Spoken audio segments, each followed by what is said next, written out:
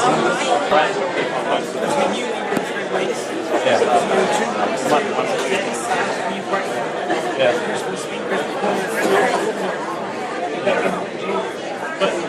what this also is, nationwide the parties connected with its members.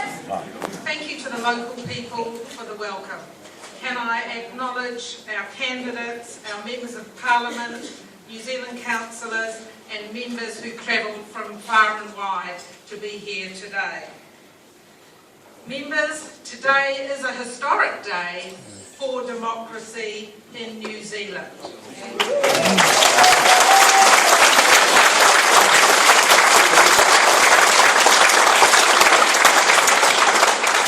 Choosing the next leader is a critical decision for any political party, and for the first time you all have a vote and a stake in choosing our Labour leader, the next Prime Minister of New Zealand.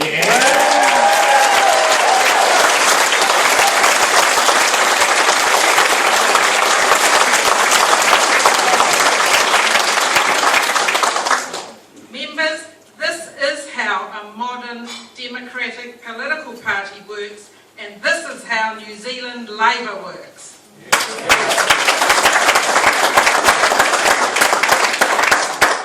Our reforms were about being an open, engaged, democratic party, and today we are the first major political party in Australia or New Zealand to achieve this. Members are excited and engaged, and those who have voted have been telling us just what this means to them. So I now want to turn to our candidates, to Grant, David and Shane. Thank you for taking part in this historic contest.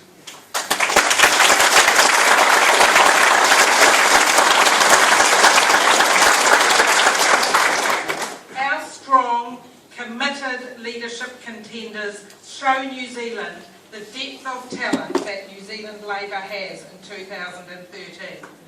And I know that you're all waiting to hear from them, but I'm going to pass you over first of all to Tim Barnett, our returning officer, who's going to just briefly talk to you about the process. Thank you.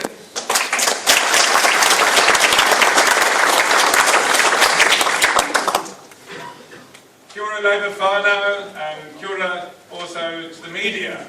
I have 10 quick points to make in my role. Very quick points to make.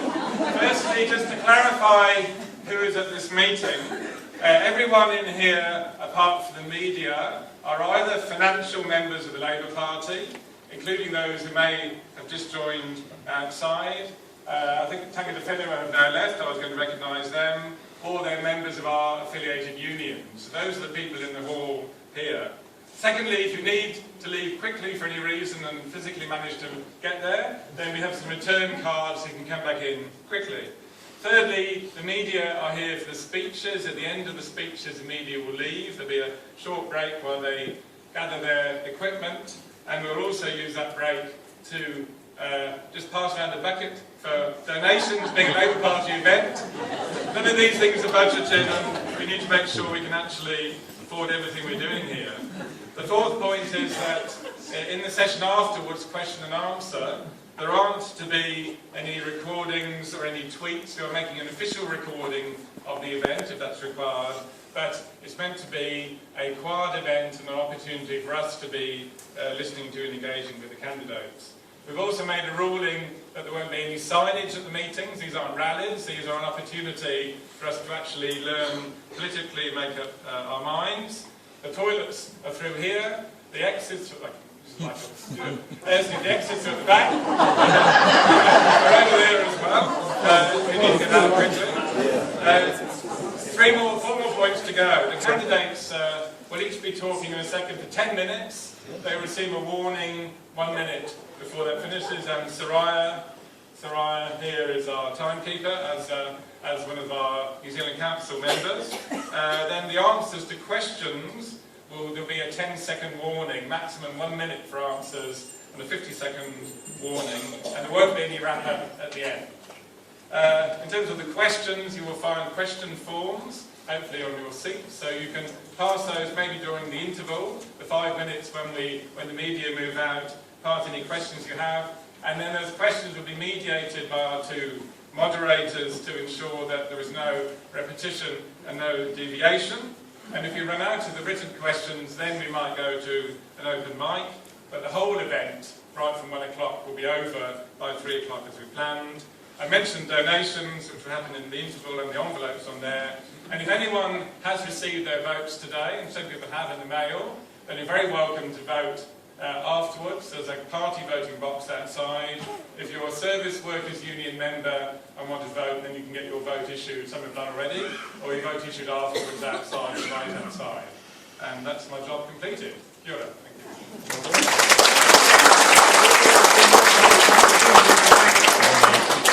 It's a privilege now to hand over to our two moderators who are going to take over for the next part of this.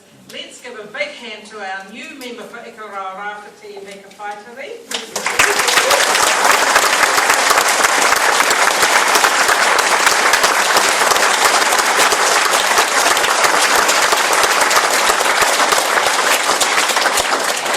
And also Rob McCann, who is chair of the organising committee.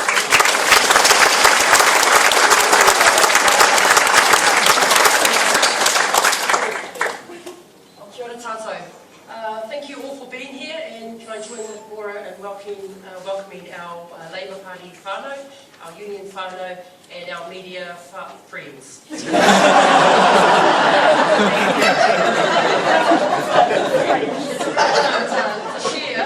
this part of the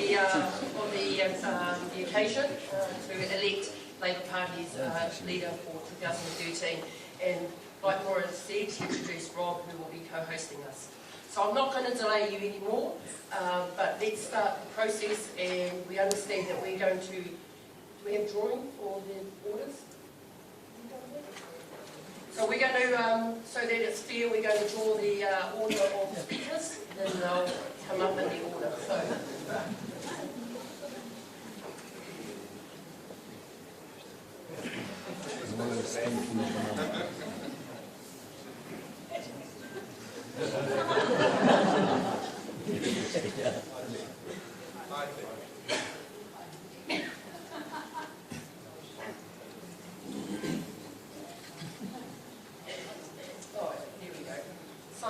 Without further ado, can I please ask Shane Jones to approach the podium.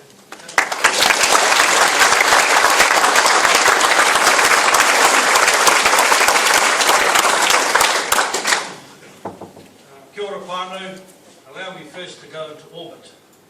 Kura haupo waka, mua popo iwi, tararua maunga, tēnā koutou, tēnā koutou, tēnā koutou katoa. E whakatau nei a mātou, te rōpū reipa, ka tae mai ki toho tau rohe, te whānau o te rōpū reipa. Tēnei anō te mihi atu, ā ngākau, āhene ngaro, ā waiwa, kia koutou. Tēnā koutou, tēnā koutou, kia ora tātou katoa. Madam President, you look great today. Tēnā koe Moira, Tim, representatives of the industrial wing of Te Rōpū Reipa, the union movement, greetings, but most importantly, those of you who are the members of our party, including those of you who revived your financial status over the last week. Thank you very much for turning up today. Thank you very much for enabling us to use these events as an opportunity to rejuvenate our party.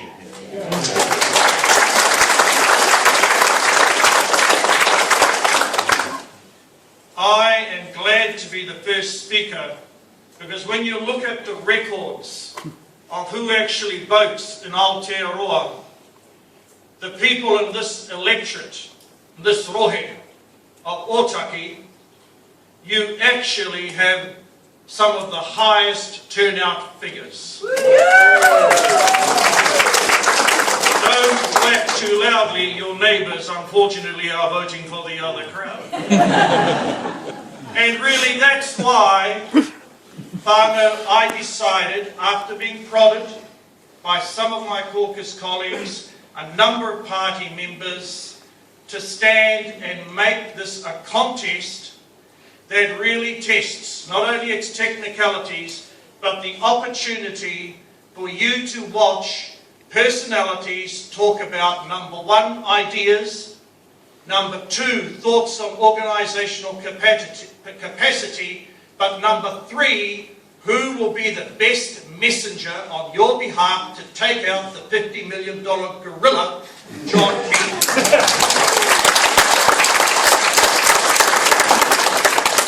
Just a wee bit, because I know 10 minutes will rush by. I love the Tuawhenua. I love the regions. My mum, a school teacher, still working, 74 years old. My dad, one of those characters eking out an existence in the old days, on a dairy farm, in debt to the Maori affairs. We grew up in a massive extended family, and we grew up with some simple messages which I want to ensure that this party begins to accentuate to recover the territory we have lost. I can't state it any more clearer. When I go to the regions of New Zealand, I struggle to find in the maraes, in the workplaces, in the hotels, in the RSAs, loud voices saying, Jonesy, the first waka of choice politically for us is Labour. But their economic circumstances mean they should be Labour. Their dreams for their kids in terms of mobility means they should be Labour.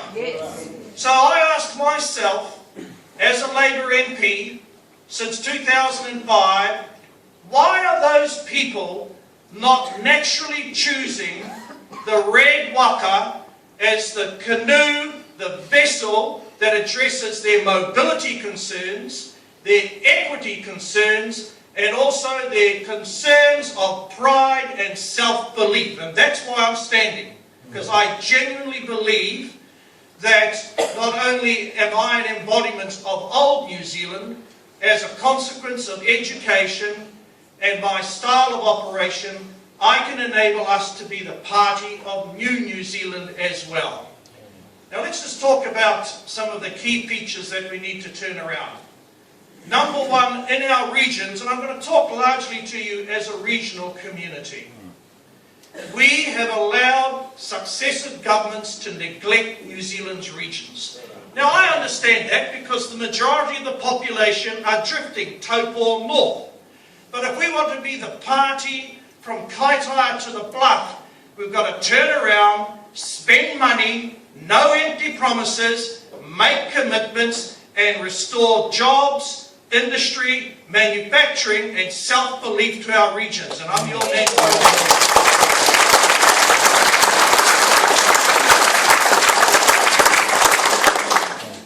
You know, I'm a mixture. The Dalmatian gum digger, the Pākehā and the Māori, I heard the Deputy Leader say, mixed up sometimes. And admittedly, people might say, Shane, your style of humour suggests you have no ballast and content. Nothing could be further from the truth. I'm proud of the education that I received by dint of the Anglican Church, but I'm more proud to actually say that I can go out and bring back the 3.2 million New Zealanders who have a right to vote in Aotearoa. 3.2 million.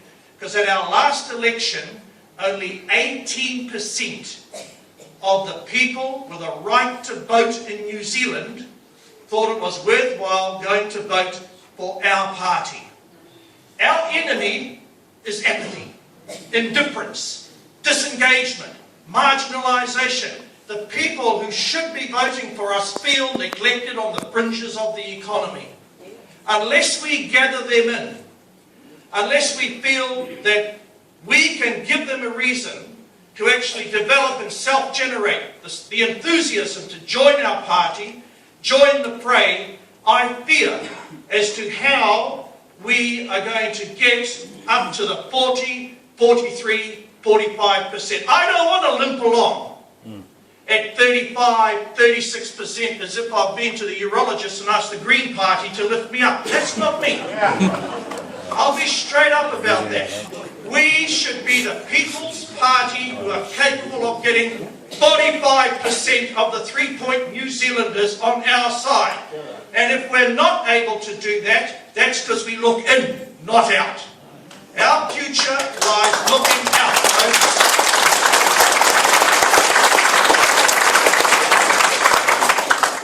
Now, of essential importance is mobilisation and organisation. And I acknowledge my two colleagues here.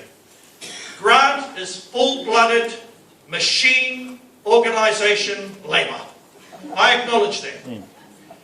David is based in metropolitan New Zealand and he has his own network there.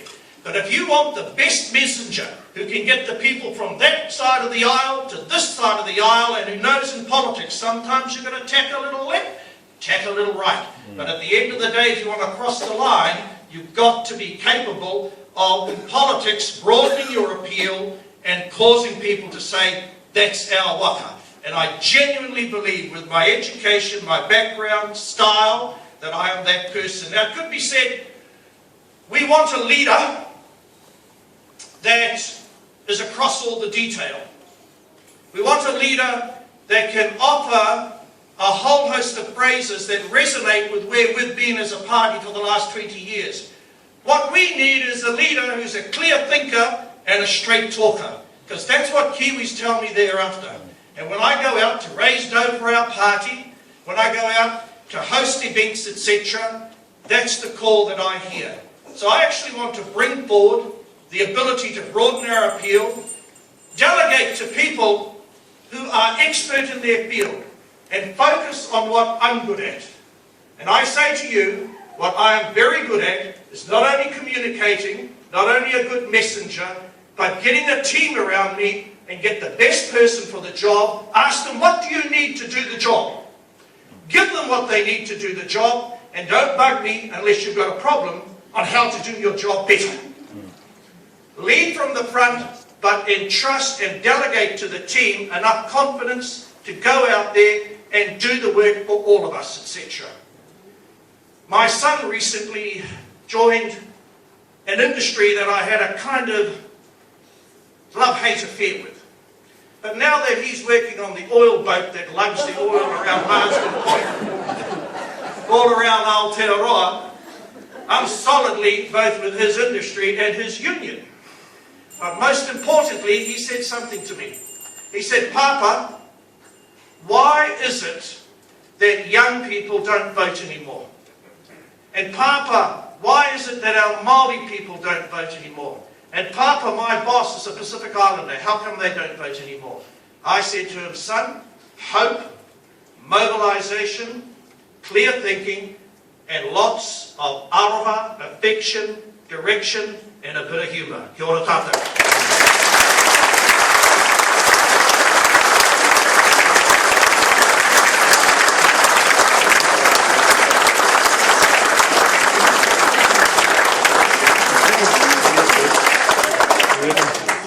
I'd like to now call up number 2. I refer to his numbers too much, which is a good thing for me.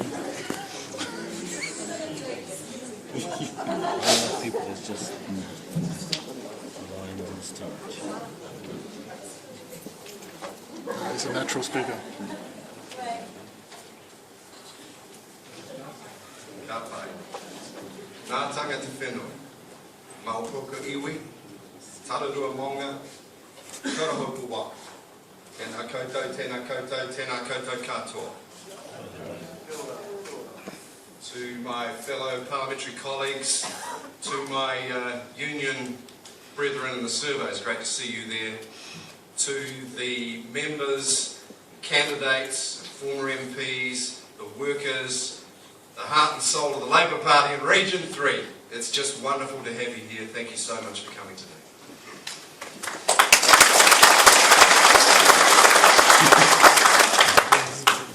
Today we're embarking on a new kind of contest of the Labour Party. Today, this next 2 weeks, we're going to be choosing a leader who can unite the party around the common cause of defeating National and installing a Labour government in 2014.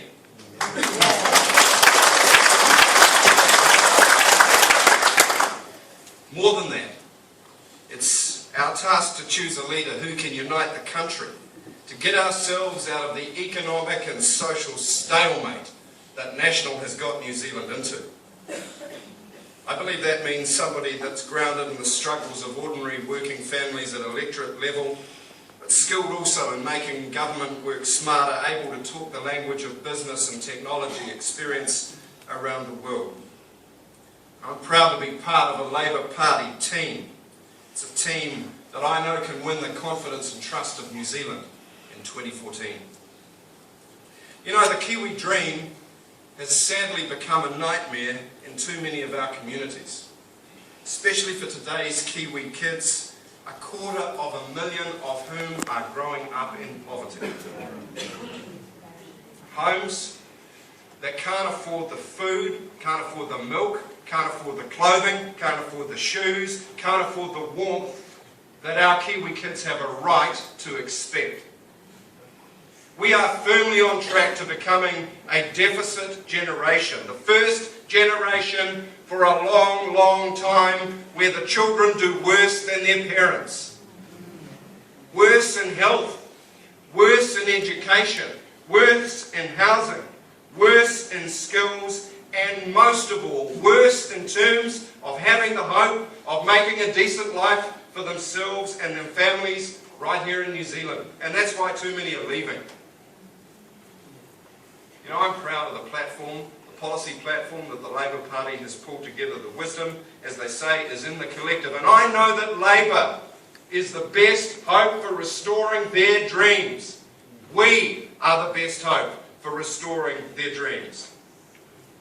The evidence is, we know that fairer societies do better. They do better economically, they do better in terms of social outcomes, more care for the natural environment. We know that they attract and retain smart people. So we know that under a Labour government, New Zealand can do better. I wonder if any of you watched the Mind the Gap documentary on TV3 on Thursday night, right? You know, National's got no answer to those widening gaps, and there are many within National who don't even regard them as a problem. Instead, they see the gap as a helpful economic incentive to keep the workers hungry. Well, ladies and gentlemen, we mind the gap, right?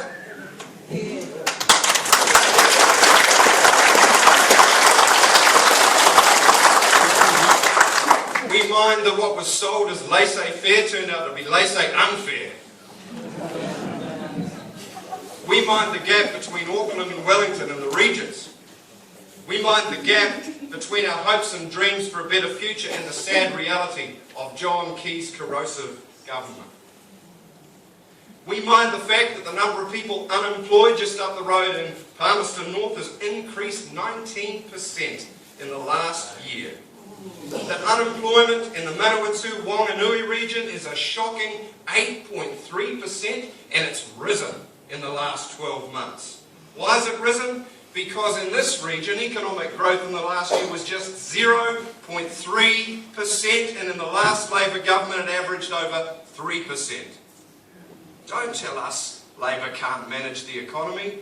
We've got a track record to prove it. And while we're at it, 9 years, 9 fiscal surpluses, National, 4 years, 4 deficits. Please, don't tell us how to run the economy. We've got a track record to be proud of.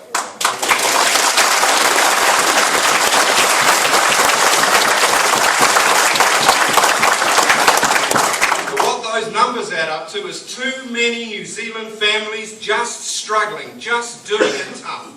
Working longer hours, doing multiple jobs to do the best for their children, like the taxi drivers I met in Auckland, working 14-hour shifts for $5 an hour. It's not right.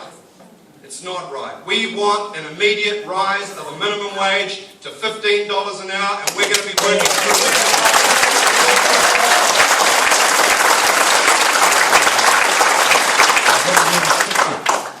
Meanwhile, the very wealthy continue to prosper from National's humongous tax breaks and an overheated property market in which they pay no capital gains tax. Guess what? We can fix that.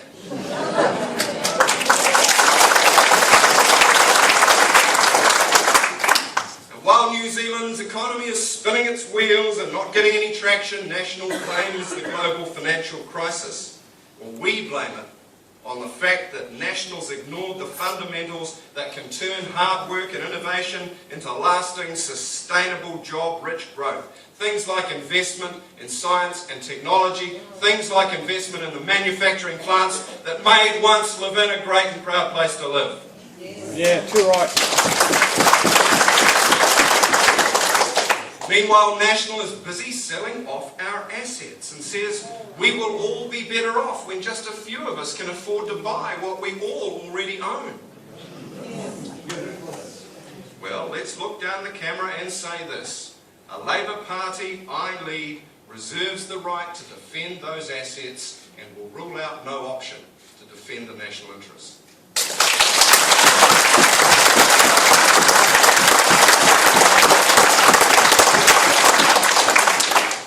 We mind the gap between the regulatory responsibilities of mine inspectors and milk inspectors and the reality that National's budget cuts have contributed to this country's worst modern disasters, Pike River and the Fonterra botulism scare.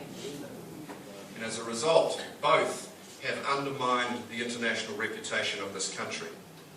We mind the gap that when it comes to the different treatment of benefit fraud and tax evasion, National would have us believe it's all the beneficiaries' fault. Well, according to that doco, there's about $25 million of benefit fraud and there's $5 billion of tax evasion. Which bucket you're going to drink out of first? The documentary said there were 50 prosecutions for benefit fraud and 800 for tax evasion. They're still making $6 back on every dollar they spend chasing white-collar crime. Where does our mission start? Well, we mind the gap too for New Zealand's regional economies because we've seen too many regional communities knocked about by job losses, reduced public services and economic policies that stifle investment. National has cut 85 jobs in the Manawatu in the last year and shifted them to Wellington. Meanwhile, they're spending money on a gold-plated expressway that nobody even wants.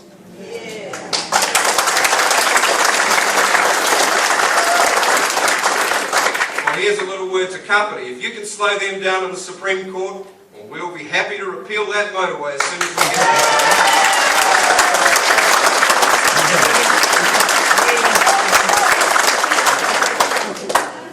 You know, I come from Auckland, sorry. You'll get over it. News. I was born in the Waikato and Te Aroha, grew up in Tikawiti, moved to Pleasant Point in South Canterbury. I know what it's like growing up in small town New Zealand, a place where people know each other and look after each other. Let's get the spirit of small town New Zealand throughout all of New Zealand, eh? Yep, let's start with the Labour Party and make sure that these good colleagues of mine are part of a top team that takes our party forward together, takes out John Key and gives New Zealand back to its people.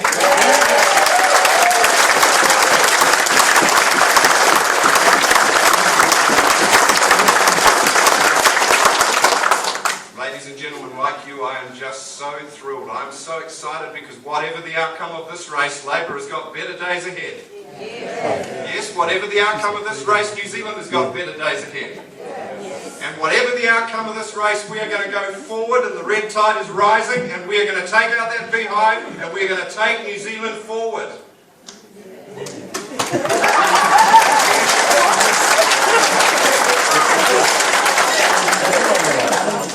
It's been a great honour and a privilege to be with you. I look forward to answering your questions. Thank you very much for coming.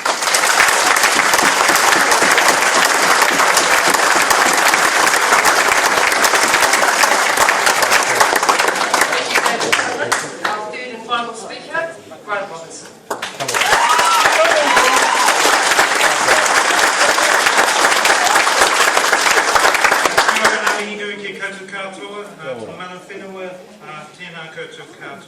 Rob, Nika, thank you very much for today. Well, isn't the Region 3 conference popular this year? I'm quite sure all of you will be staying for the remit session that's straight after. I'm absolutely certain of that. As John Key said that this was going to be a reality TV show, well, I hate to admit it, but reality TV is quite popular nowadays. And if we're talking about reality TV, I've got one line from a reality TV show for John Key to remember. You are the weakest link.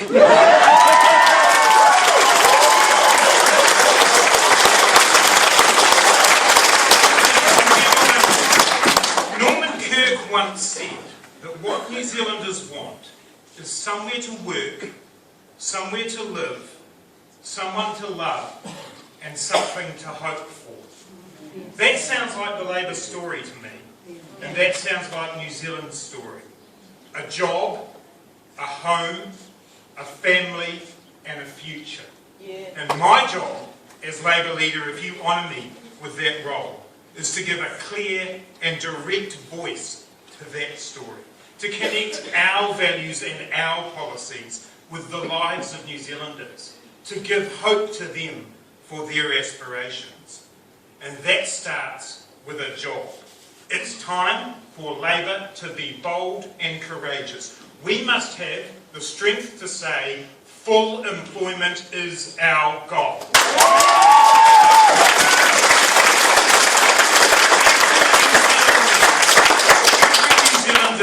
Deserves the dignity of a secure and sustainable job, and that job must pay a living wage. I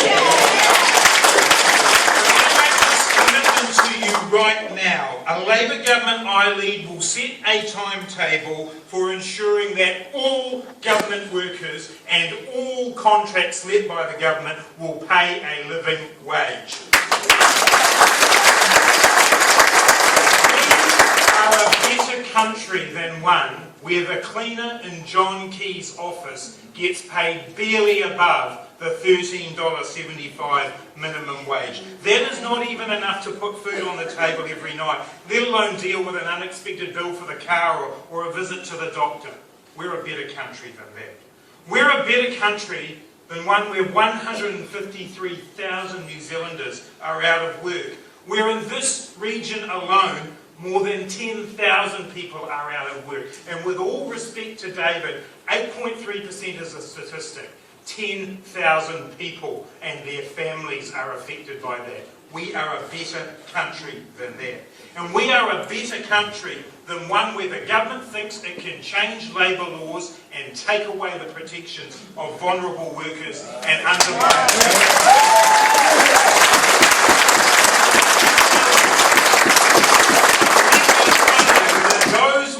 if they are passed by National, will be the first that I will repeal as Prime Minister.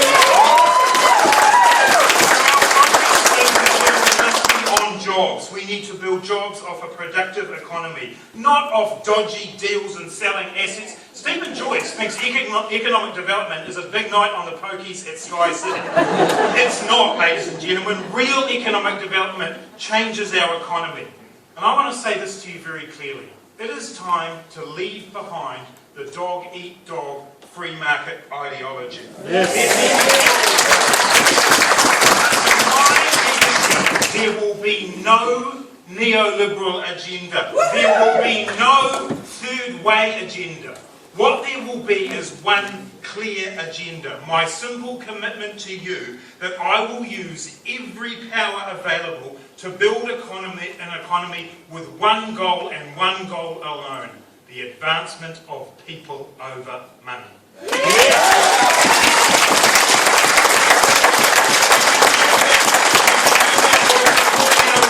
By investing with iwi, by going into partnerships for research and science and anyone who's got a good idea, by giving Kiwi firms a fair go. We need to make sure that places like the hillside workshops that I grew up just down the road from are given the chance to contribute to our economy and create jobs, and under a government I lead, we will do So jobs are central to the Labour story, but so is a home and a family. And when I was door knocking in Masterton for Mecca, I came across a mother and her 2 children in a house with condensation literally pouring down the inside, and her kids were sick. And the mother said that the landlord was never around, and she was actually too scared to ring him because she was behind on the rent. We are a better country than that. We are a better country than one where children get sick because they live in a cold, damp house. I want to build a nation where every child grows up in a warm, dry, safe home, and we will take it. Knowing they can own their own home and they don't have to be rich to do that. I'm proud of our Kiwi Build policy, and we'll start building those houses right away. And the families in those homes need to feel strong and secure. I'm pretty sure when Norman Cook said that New Zealanders wanted someone to love, he knew he probably couldn't quite guarantee that. We've got marriage equality, but we're not a dating service. What he meant was that all families should be supported in the most pressing job in our society, bringing up children and giving them the best start in life. I will not allow poverty to hold back our children's future. We must have the courage to tackle child poverty head on, and we will. So a job and a family and a home and a future, something to hope for. Everyone deserves the right to be able to believe that there will be a better tomorrow. My vision for New Zealand is a country where your success is not about who your parents are or where you were born, but about that stands up as independent on the world stage, that values our environment not just because it's good for the Clean Green brand, but because it's good of itself. I want a country where we have a government who actually respects democracy. That would be nice. And we can respect each other for who we are and understand our obligation to do and pay our fair share and to care for each other. As leader, my clear message to my caucus colleagues will be this: the time for talking about ourselves is over. We have one task, and that is to knock over this out-of-touch, crony capitalist, ragtag National Party. I believe that pound for pound, we're a stronger team than the next. Some of us are contributing more pounds than we need to. But if we harness the talents of all of our caucus, we will be hard to stop. If we harness the talents of our whole party and our whole Labour movement, we will be impossible to stop. I am the leader who can unify our party. I look forward to leading a strong team of candidates right across New Zealand to sell the Labour message. And let me say this, that team of candidates will be 50% men and 50% women.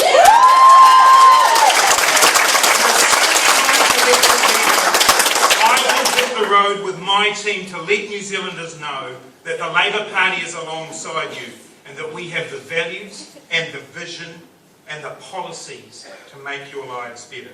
We must reach out to every one of those 800,000 voters who did not vote. We must not just give them a reason to vote out John Key, we must give them a reason to vote in a Labour government. I have no doubt that we can do this together. If you elect me as your leader, I will fight for our values and I will take that fight to John Key. For some reason he doesn't seem to like me very much. How didn't you like this face? Well, if he doesn't like me, good.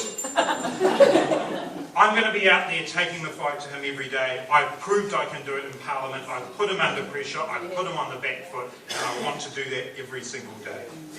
Ladies and gentlemen, if you elect me as your leader, I will lead a bold and courageous Labour Party, unified and ready to build our nation again, and with light in our eyes and fire in our heart. Let's do this. Let's bring hope and opportunity to New Zealand. Let's win back New Zealand. Let's win in 2014.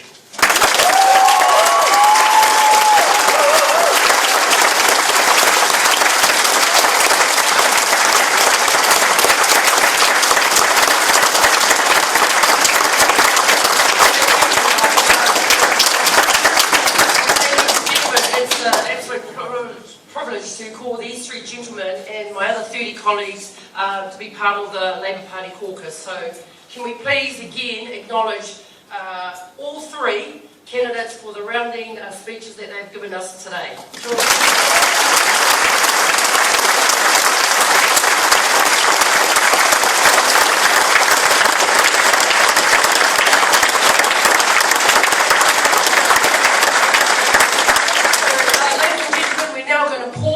About 4 to 5 minutes while we clear the room of our media friends, and then we'll get around to getting questions going.